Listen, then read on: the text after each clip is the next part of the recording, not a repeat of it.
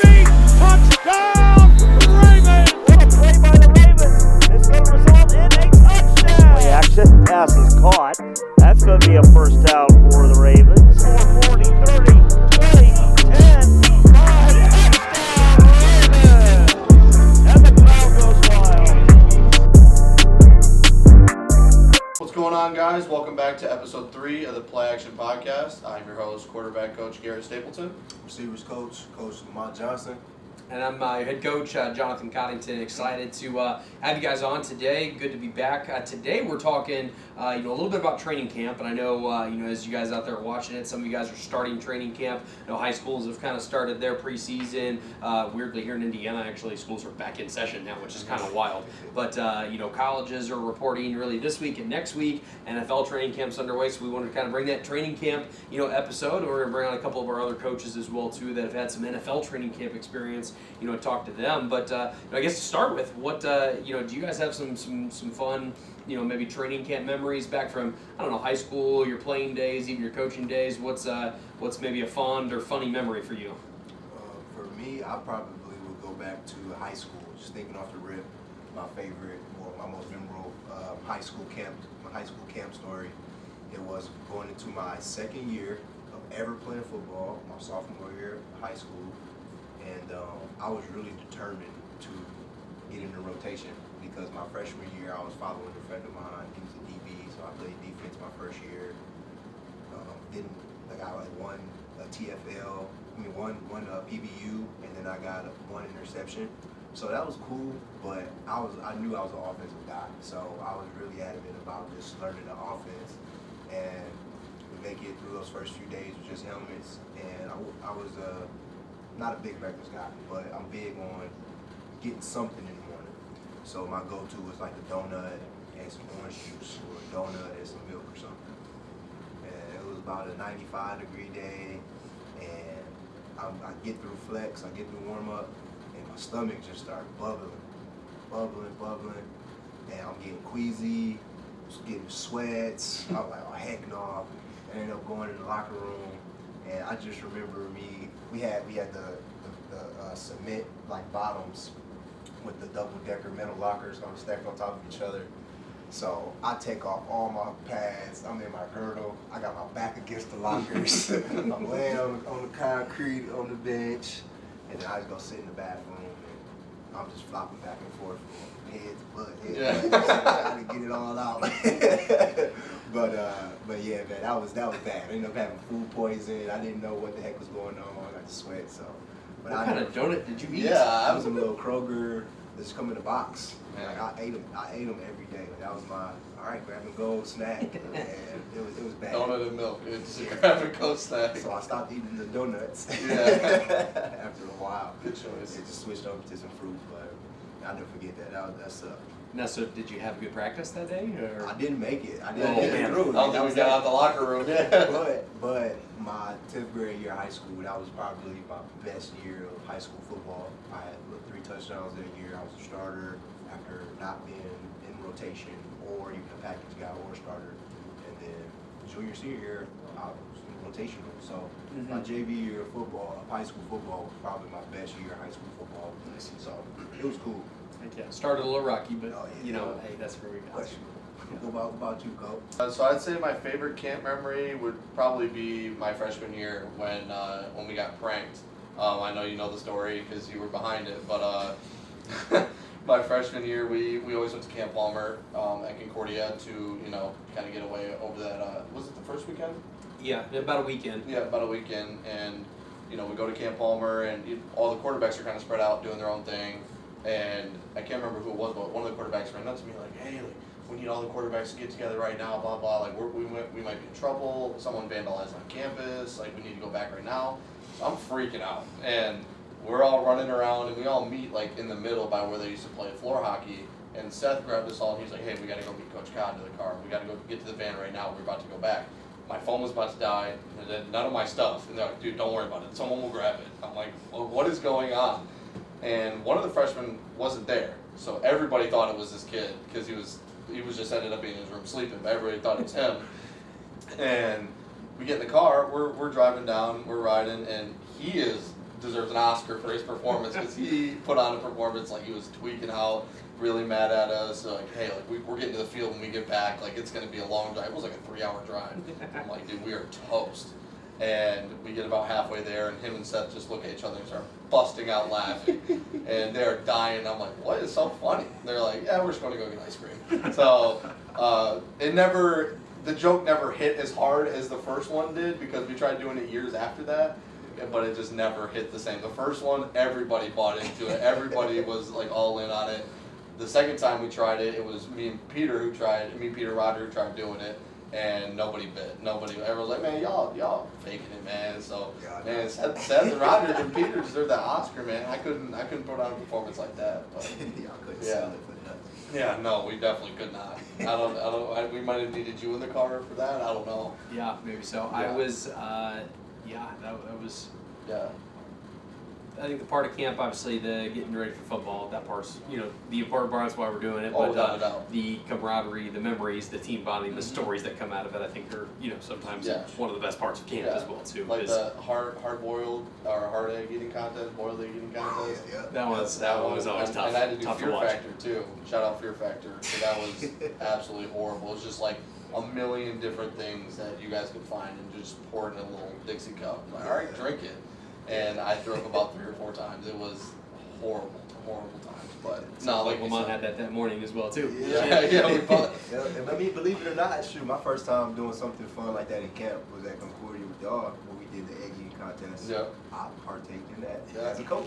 You never realize how hard it is to eat hard-boiled eggs until you get into the hard-boiled egg eating contest. Yeah, sure. But I think, just like you said, just that overall camaraderie. Now looking back at it, actually thinking about it, was a good camp memory. Mm-hmm. All those memories, just the talent shows, the skit nights. Even though some be cringy sometimes, but I enjoy just that overall concept of just getting guys being guys. Mm-hmm. It's not always ball during that time because it is mentally exhausting and challenging for some, but it's good when we all can just sit back and laugh and get that out of the way. Yeah. Well, and the crazy thing about it is you got 100+ guys, and a lot of them don't know each other coming in from all areas of the country. Sometimes even guys from out of the country, coming in and they don't know each other, and now we got a bond really quick. And it's a sprint from the start of camp until the start of the season. It goes by quick.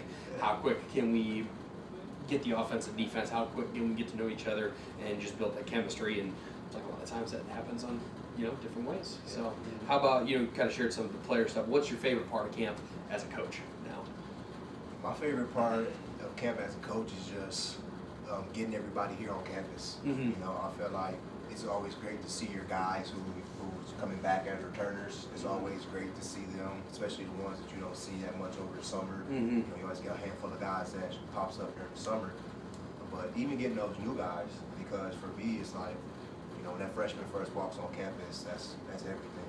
Mm-hmm. So you want that to be an awesome experience, and it's like, let's have a great camp, so this kid can look forward to the next fall camp and help aid that experience for the next guys coming in and, kind of learn the lay of the land when it comes to camp. It's an exciting time. Everybody's eager, competitive, excited. I get a kick out of seeing everybody when they first report. They all want to go to the field the night before, the first day. Yeah, that first day. By day 4, ain't nobody want to go out to that field. Nobody want to post on Instagram. Nothing. Everybody rolling out to practice. Right. What's one of your favorite parts of campus coach? Yeah, kind of backing up what you said. I feel like it all just ties into relationships. Just like you said, man, just missing all those guys when they're gone. Like, we miss all those dudes, and like you said, just those guys who may be out of state or a little bit further down that aren't on campus as much, just getting those guys back.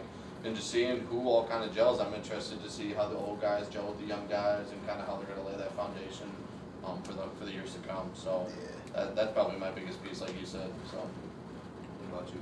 yeah, what about you? What year is this for you? 9?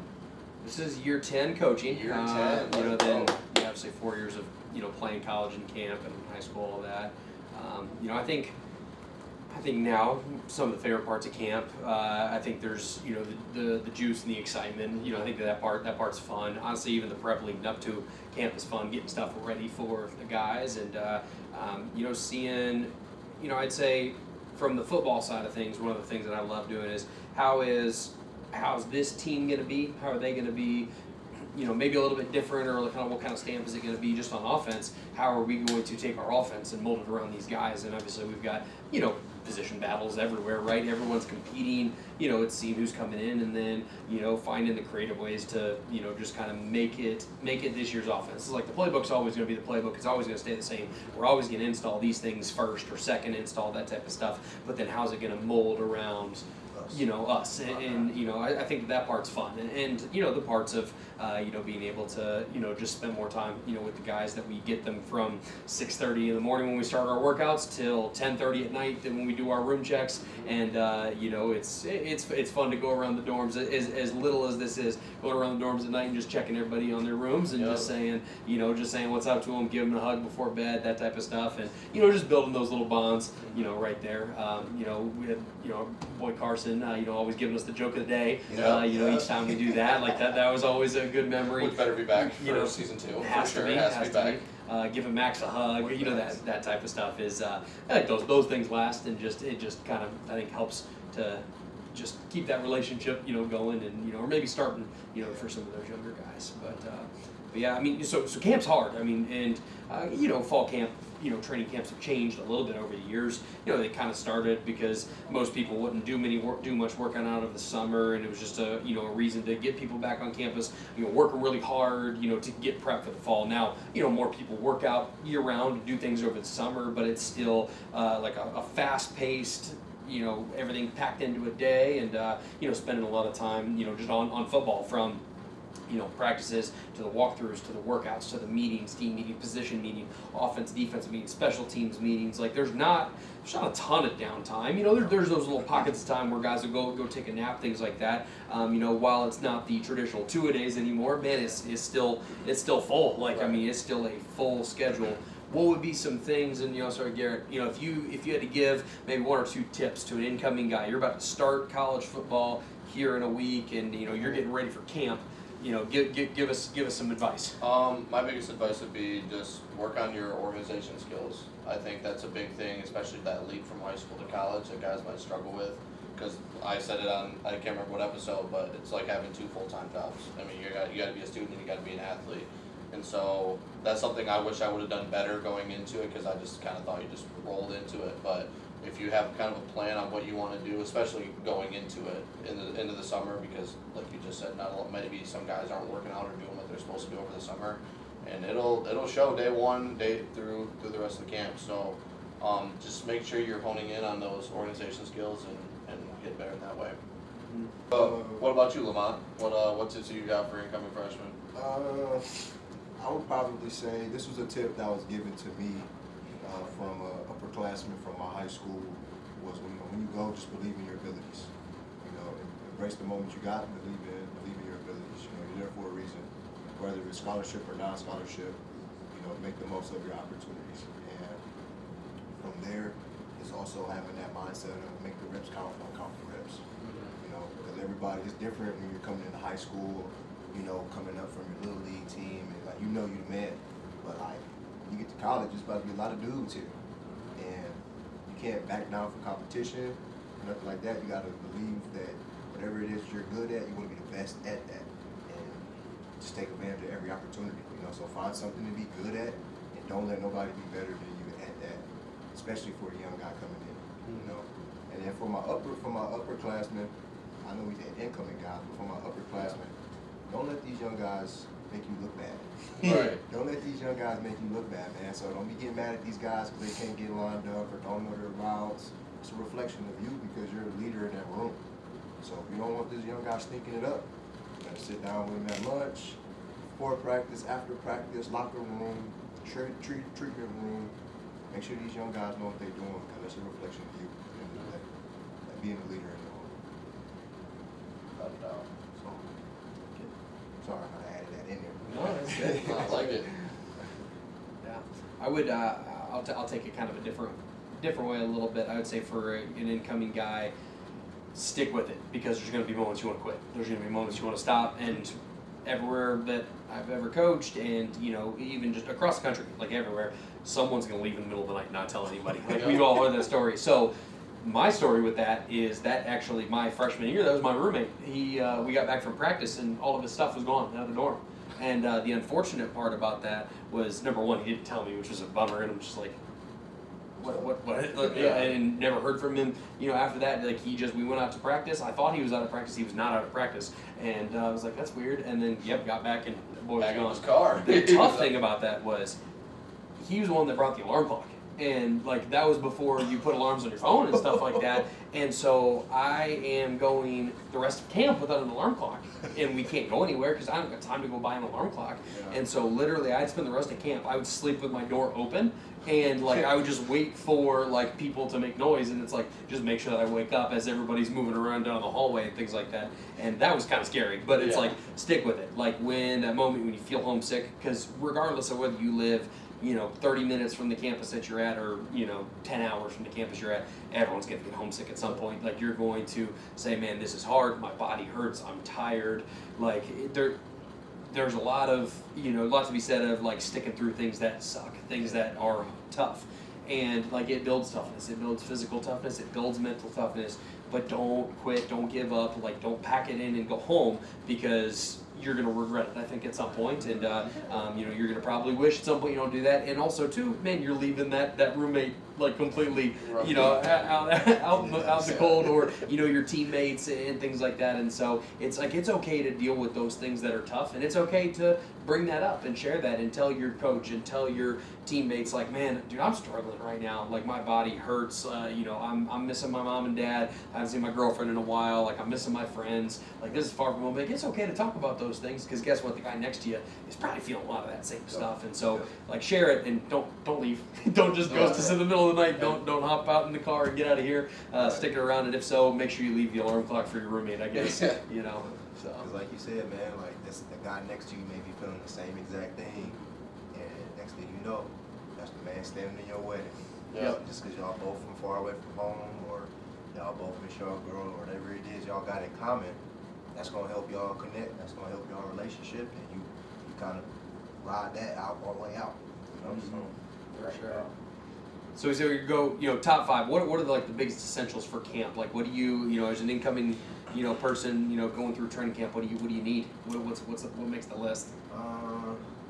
5, I would probably say. If it's more or less, that's okay. Off rip, well, I'm coming into fall camp, player or coach, clear mind. Gotta have a clear mind. Gotta be ready for what's at stake. I like to tell myself, ain't no going back now. And for us, this is the 4th quarter of our segment of our season. So, this is what we've been waiting for all summer. Then outside of that, I want to make sure I got all my equipment or tools or accessories or whatever it is. Like I said, player coach. Make sure I got my pens, my notebooks. Player coach. Player, make sure I got my cleats and gloves and everything ready to go, practice gear, whatever. That's me. I got my practice clothes, I got my practice cleats and gloves, I got my game gear, game cleats and gloves, so got that lined up.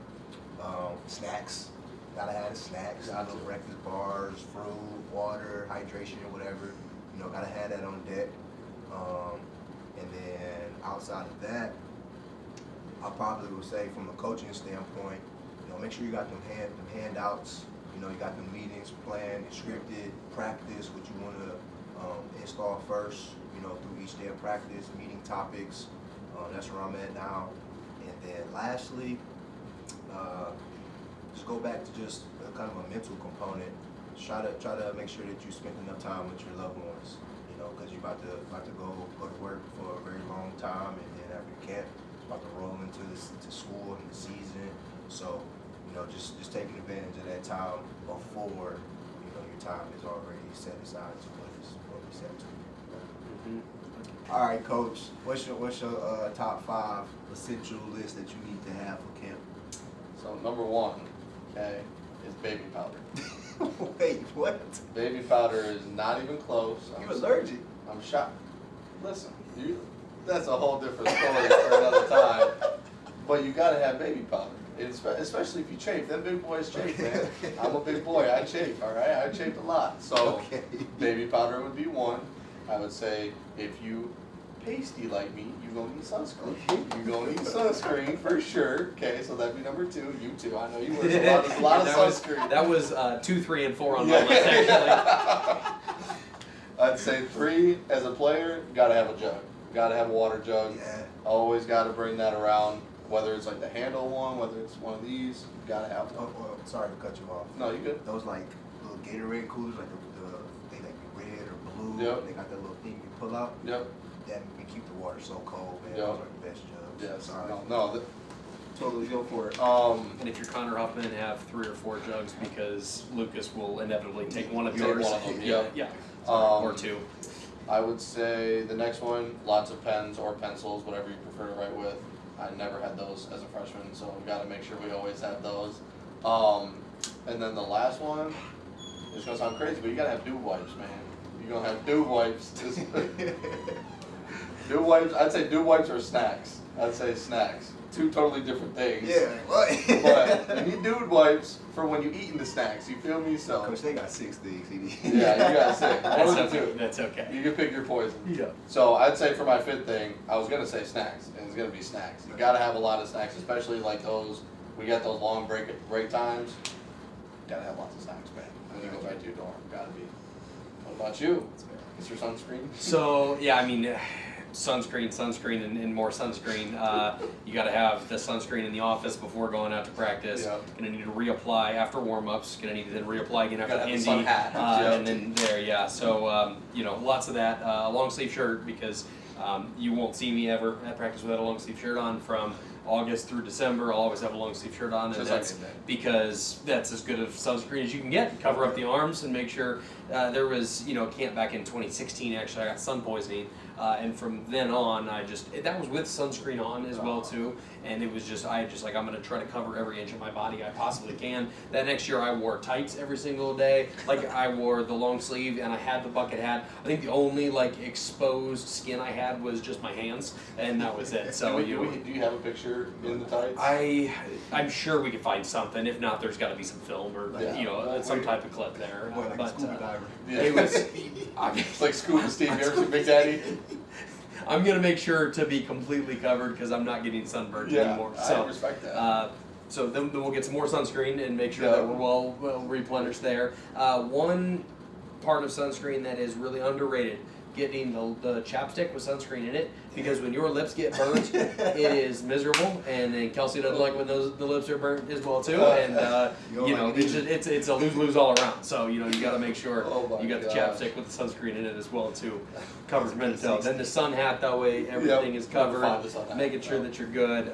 So just skin protection. There we go. We're coming out of camp healthy. Yep. That could be coach, that could be player too, but for any of our guys, just No sun sunscreen, poisoning in so Anderson University. we will not let it happen. I like the water. You both mentioned the water. Got to make sure we got the water going. Got to make sure that you've got plenty of Tylenol, ibuprofen, just because you're out in the sun. Those headaches are going to come. Make sure you're well taken care of. Get you back up. Make sure, go back to my story, gotta have an alarm clock, gotta have a way to get up, make sure that you got then a buddy that's gonna wake you up as well too, because even if you've got 12 minutes between, one meeting to another, I know you guys are gonna try to take an 8-minute nap in there. Yeah. Set that alarm, make sure it's AM, not PM, whatever it is. You gotta be able to have that. So, I'm trying to think, there's gotta be a few other things on there. We're definitely missing something. If I did, A pro tip for that nap, try to fit that nap in that 12-minute window. Please don't go back to your room. Yeah. Just go sleep in the locker room or sleep in the players' lounge somewhere, man. Don't roll the dice, because you won't be as skilled as him and get up with no alarm clock. That's impressive. Man. I can't get over that. You told me that a couple of years ago, and I've never forgotten that. That's like no excuse. There's no excuse. Figure out a way to get there, and that would bring me to my last thing of priorities. Like when you're in camp, your priority is football, and you said a clear mind. I'm gonna say come with a clear phone. Get all those apps on that phone that are gonna be a distraction, and just get them the heck off of that phone, because there should not be anything in this that takes away from football right now, that takes your mind off of it, because we've got this year 10 days, normally between about 2 weeks worth of time devoted just to football. There's plenty of time for everything else after we get out of this. Just make this about getting ready for football season, and don't let anything else take you away from it. So Thank you. yeah, I like that. plenty of distractions out there. Get rid of the distractions. So Mhm. well, I think for this next part, we're going to take it outside of the field. We're going to have Coach Barksdale, our defensive backs coach, Coach Rummell, our strength and conditioning coach, join us, both with NFL experience. Let you guys get to know them a little bit. Let's head on outside. All right, well, welcome back. Want to say welcome to Coach Barksdale, our defensive backs coach, to Coach Rummell, our strength and conditioning coach. Appreciate you guys being on here with us. Yeah. Thanks for having us. Yeah. So we've been talking about training camp, and obviously you guys have some some great experiences, having both been at some NFL training camps as well as college training camps, as well too. Would love to hear from both of you just kind of a little bit about kind of some of your experiences. Coach Barksdale, if you want to start, I would love to hear some of your NFL stories. Yeah, so my first training camp was with the Philadelphia Eagles back in 2007, and things were a lot different back then. I'm talking 2-a-days, full padded, in the heat. It was tough. It was tough. 3s versus the 1s live. I remember those days. I just remember just everything is fast, and then you add the heat to it. You add the crowd to it. And if you know anything about Philadelphia fans will boo their own team. I've got booed. I've got told we shouldn't have drafted you. I've hit the rookie wall. Everything. You name it. So, yeah, it was. That was by far the hardest training camp I've ever been a part of, hands down. Yeah. Wow. Yeah, it's a little different when you got your own booing you. Well, it was towards the tail end of the training camp, and it was special teams practice, and I was catching punts. I was a punt returner, and I must have missed like maybe 3 or 4 in a row. And I'm talking about, it's different catching punts from the NFL kicker, like just up in the air forever. And they're like, boo you, Barksdale, like you suck. We shouldn't have drafted you, blah, blah, blah. And I was ready to go home. Like I was ready to be done with football. Like that's how bad mentally I kind of I hit the wall. So I kind of want to. What are some things that kind of kept you going and not made you want to throw in the towel? Like you said, you had that thought, but what kind of kept you going? Man, that's a good question. I think it was just, being one of the few athletes from my college, and it's kind of like if I rewind things back, when I was playing college, we were playing Delaware, and there was a pivotal point in the game where they were driving to win, and they kept running backside screens, and I was obviously sprinting, and there was a play I was this close to about taking myself out, but I was tired. Game on the line, I'm a senior. I was like, I can't take myself out because it's gonna look bad. Next play, I ended up picking Flack off, and we win. And then the team started coming in, so it was just kind of funny how it happened. And then fast forward to camp, it was like anyone could just shut down. Like I had to just really just have to talk to myself, have to talk to my family and my agents, and it was normal. It was find your good support system, instead of trying to do it by yourself. So that's what really kind of kept me going, because it is tough. I mean, I've sat in the airport after getting cut, honestly, and I've cried, shades on, cried like I'm done. Like I don't want to do it, because you see all the glitz and glam, but out behind the scenes is people don't realize how dirty the business. I don't say dirty, but grimy, and it's truly a business. Coach, how about for you in Detroit? Going to Lions camp, what was that like? Well, I was going to say, Rashad, talk about like rookie camp before that for me, so I can hear kind of the difference. Yeah. So rookie camp, I'm not even sure they do rookie camp. They still do rookie camp, right? Yep. So obviously it's just you're there at rookie camp with a bunch of rookies. You may have like the one guy that's kind of like not a rookie, but you start getting acclimated to everything. The playbook, the speed. There's a little more teaching points to it, and you start to feel good about yourself, right? And then boom, training camp comes, and there's no do-overs. You got the vets there. The speed even goes even higher. The hits are harder, and things just become just more fast-paced type thing. And there's no more really learning at this point. You mess up. There's no going back. You just got to make sure you don't do it the next time. Yeah. So with me in Detroit, I didn't get drafted. I was an undrafted free agent. So I remember, so in 2007, the 7th round ended, and I didn't get drafted because I was kind of where my agent said I might fall. With St. Louis or Detroit were a couple of the main ones, and so yeah, the 7th round finish, I didn't get called. It's like, I remember walking down the road. It was 30 minutes after my agent. No, it was actually Detroit called me. Said, hey, we'd like to invite you to rookie camp, and I called my agent, and it's like, oh, here we go, super pumped. So I kind of got in the in the back door, coming from a Division III school like here at AU. So it was an awesome experience. I remember flying into Detroit and seeing all the rookies. So you got guys like Rashad who were drafted, and guys like me who are undrafted, all in rookie camp. You got Calvin Johnson right there, Reggie Ball right there. It's pretty wild coming from Erland. And I remember sizing people up like, yeah, that's quarterback, blah, blah, blah, blah. And we get to camp, and Rashad said, even back then in rookie camp, it was 5:30 to 8:30, 9 at night, I'd say, back to the hotel. Mm-hmm. Holy cow. It's all good. Makes it more natural, man. But yeah, like 5:30 to 8 at night, grinding and a lot of learning. Big learning curve from a Division III playbook to an NFL playbook, especially Mike Mark's playbook. But yeah, one thing that really helped my confidence, I remember the very first day at camp, I was partnered up with Reggie Ball, who was Calvin Johnson's quarterback in college, and I was like, I got this dude. In my head, I'm trying to hype myself up because I was definitely not going in. I mean, I was nervous, I'm not gonna lie. But once I felt it, and once I was right next to him live, I knew I could hang with him. And before we even got done with quarterback fundamentals, Reggie Ball got moved kick returner. And so I was like, oh, let's go. One down, right? And then they brought in another Division III quarterback who went to Alma, who actually won the D3 Heisman over me. So I kind of had something to prove against him, a little chip on my shoulder.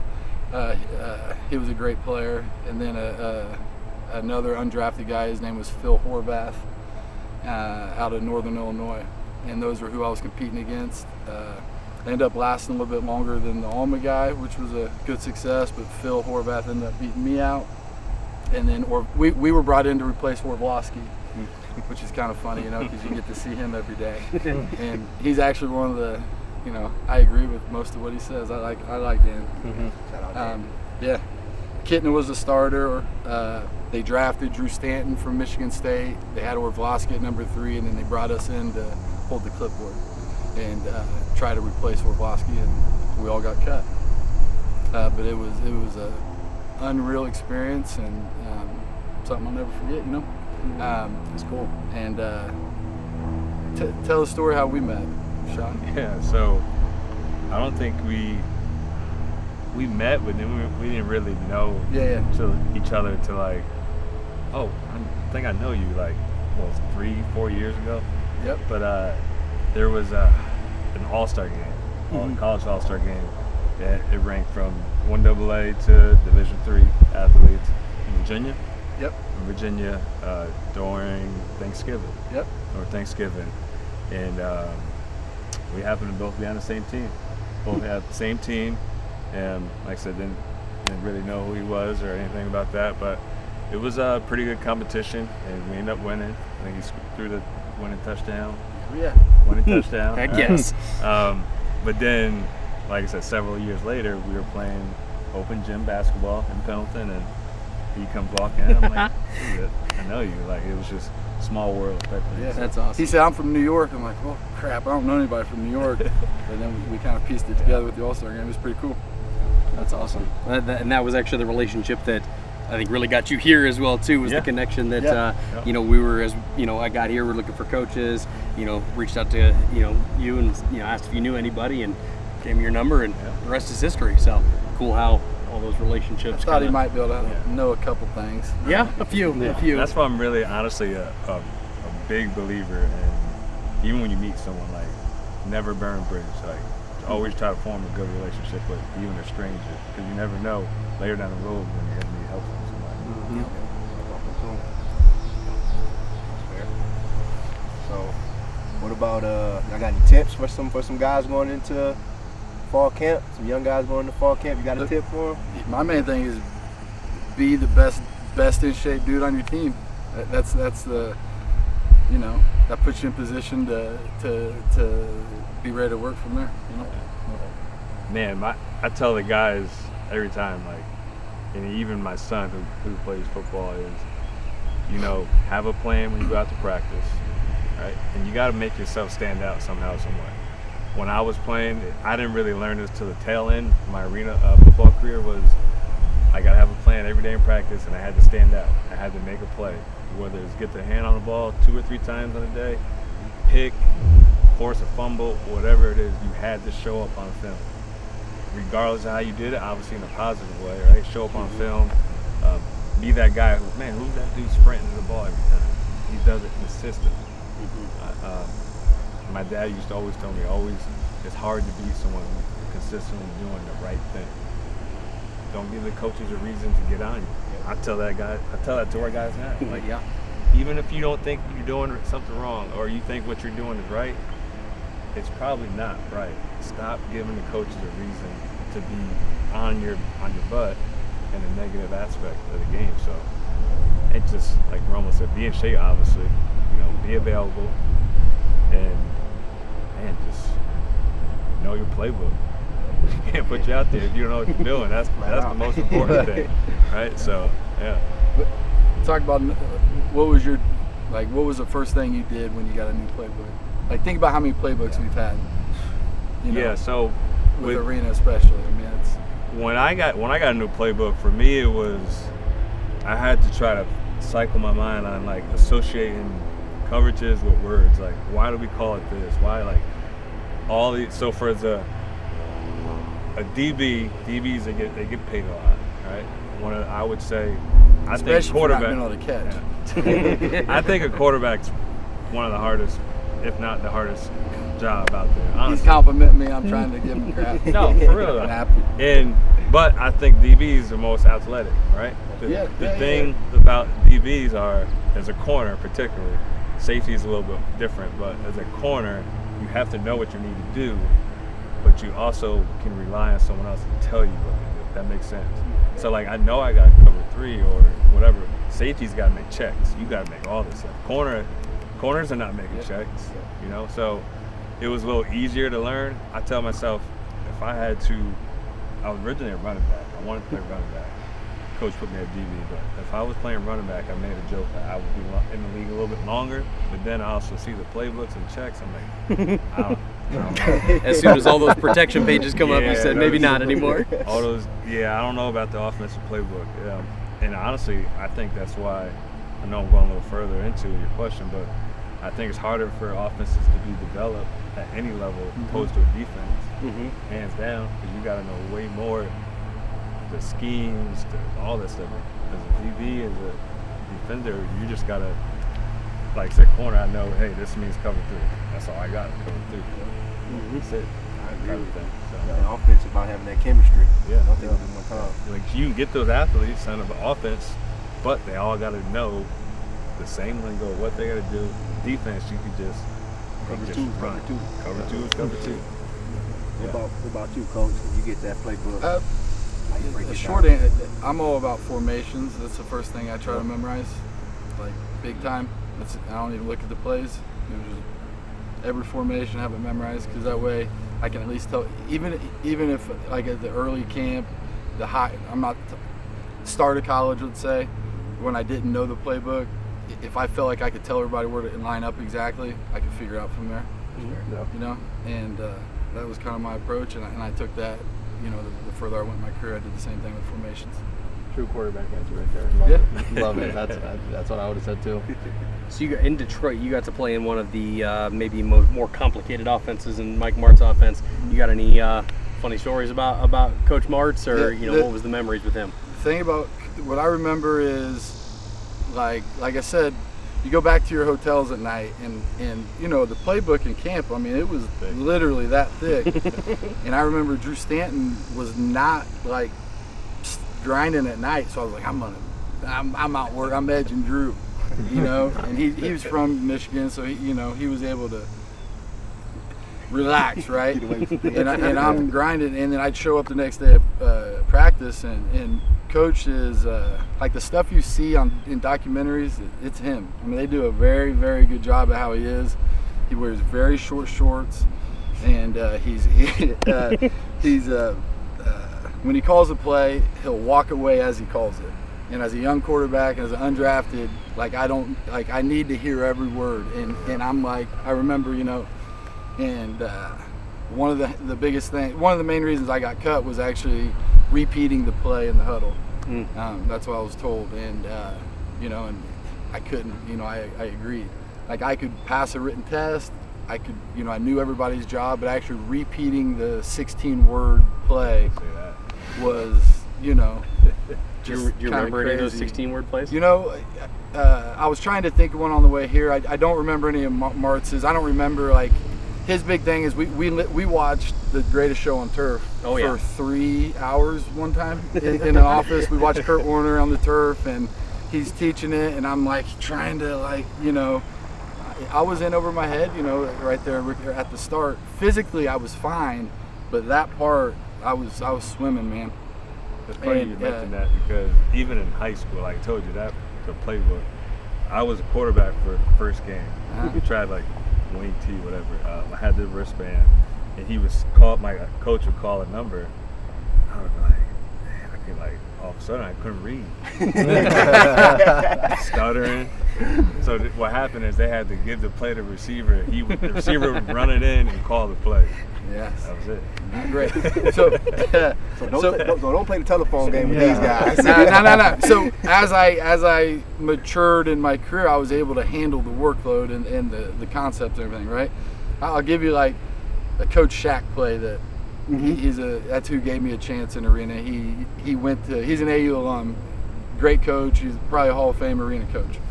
But like 50 pig is his bread and butter, and I'll give you a play, try to repeat it, Rashad. Strong brown right, 50 pig, H post. Strong brown right, wing loop, 50 pig, H post, S hitch. Strong brown right, wing loop, 50 pig, H post, S hitch. Strong brown right. Wing loop, 50 pig, H post, S hitch. You get my point? Like, you See, hear as a DB, so if the DB, if that's a call on the defensive side, I'm listening to the keyword that tells me what coverage. That's what I'm saying. And so it's just, it's not that, like, as a quarterback, I can hear that and know what it is. I can tell you what it is. I can draw it up, but actually repeating it, man, it is tough. And you have to teach yourself different little techniques and rep it, you know. You didn't have the headsets back then, did you? I'm old. You're old. But I remember. I don't know if they did it or not. So I was in Spokane with Coach Shaq, and when I got cut in Detroit, I was home for a couple of days, and they gave me an opportunity out there, and we flew out. I moved to Spokane, had like a little 3-day. The first game was a bench clearing brawl. I don't know any of the rules. It was Boise Burn, okay? And then the second game was the conference championship game. There were 14,000 fans in Spokane. It's the place to play. We were at Arena 2 this year, and still 14,000 fans. I'll tell you, it's awesome. And Andrico Hines was the starter, and he was one of the top quarterbacks in the league, and he broke away at the end of the second half and scored a 45-yard touchdown run, which I don't do. And I see it, I'm like, whew. But anyways, he pulled up and popped his hammy. And Coach Shaq was like, Rummell, you ready? I'm like, let's go. And I said, can I do shotgun? You know? He said, no, get underneath.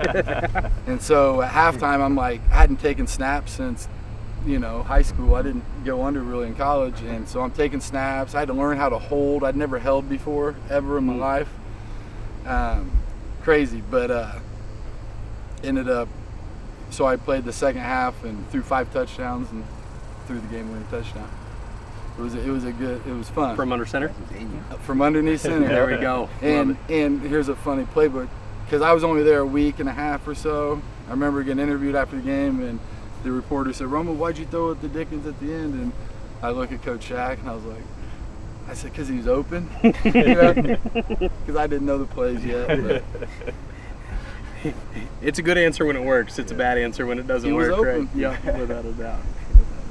he made a great catch.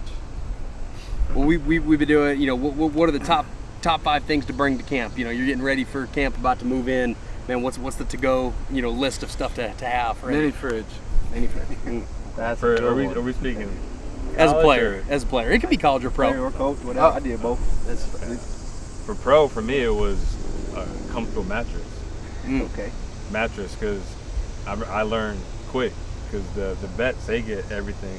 They pretty much moving into they get everything from the house. Us, we're laying on those little thin mattresses on the third floor. Third floor. But I started bringing the foam mattresses and all that, so I was comfortable. Because like you said, you grind, but then at the end of the day, at night, you want to, recover.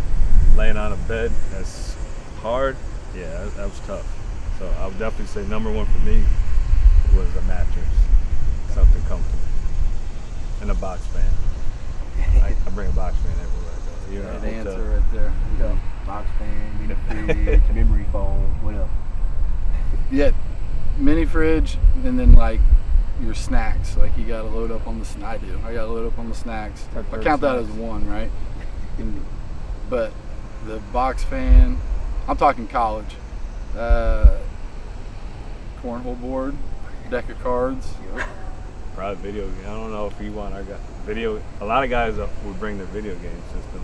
That's fair. Downtime, just. We just may have to put an hour limit on the NCAA game this year, so. Have you played it yet? I have not yet, no. Yeah? It's real, man. I haven't advanced since Tecmo Bowl, to be honest. With gaming. How old were you when that even came out? Tecmo Super Bowl? Yeah. Growing up, we played it in high school. We'd have tournaments and stuff. But, I feel like it, I don't know, but when I was in high school, we had a Super Nintendo. It was the gaming system, right? Yeah. Then when I was in college, the Xbox 360 was the highest. So that's how old I am. So anything after 360s, I've never touched. Never touched. Your son's not quite to the game console He actually yet. has an Xbox. What do you call it? He's got one. Yeah. There you go. He doesn't play it very often yet, though. It's probably a good thing. Yeah, I was gonna say. There was another Minesweeper. thing in Minecraft. camp That's all it was. that we use to own transportation, like a bike. Okay. Or at least where we were at, it was a long. If you didn't have your own car, some guys weren't allowed to bring their own car. Like I said, things have changed, obviously, but if you weren't allowed to bring your own car, you had to walk to practice or ride a bike. I know when I was at the Chiefs, you actually were able to rent a bike to ride it from your dorm to practice. It's cool. We had a player last year, but bringing a scooter. Little scooter, yep. Scootering through the Yeah. halls. Yeah. Yeah, you see some skateboards, longboards here and there too. Yep. But, yeah, that's good. That bike, man. I laughed when you said bike because it was my senior year of college. This freshman from Florida, he came up. I had a bike. I put my name on my bike seat with tape. This fool stole my bike. Stole your So I had to walk to the cab. I'm hot. I'm like, who got my bike? And he like, my bad, bro, my bad. I'm like, man, you better ask next time you hop on my bike. I was ready to fight. But it was my boy. So, but yeah, that bike is essential, man. Your bike, your kayak, lucky everything he is didn't spray taken paint from it. you, man. That you try to ride. Somebody stole a Yeah, kayak from me? That's a different That's story. hard. Yeah, that's we don't all- talk about that off here, man. Yeah. That happened out here. It's hard to steal a kayak. That's what I'm saying. That is not an easy task to do, but We'll talk about that in a minute. Well, I really appreciate you guys being on with us and giving some perspective of kind of what you guys have been through, and obviously good time talking about training camp. Can't wait to get training camp started here this next week, and NFL's already going. We're about to start. It's football season, so it's time to get rocking. So I appreciate you having us. for sure. Well, thanks everybody for tuning in, and after our training camp's over, we'll hop back on, kind of do some regular podcasts through the season, bringing on some of our other coaches, players, things like that. But excited to continue to show you guys and insight into our program, moving forward this season.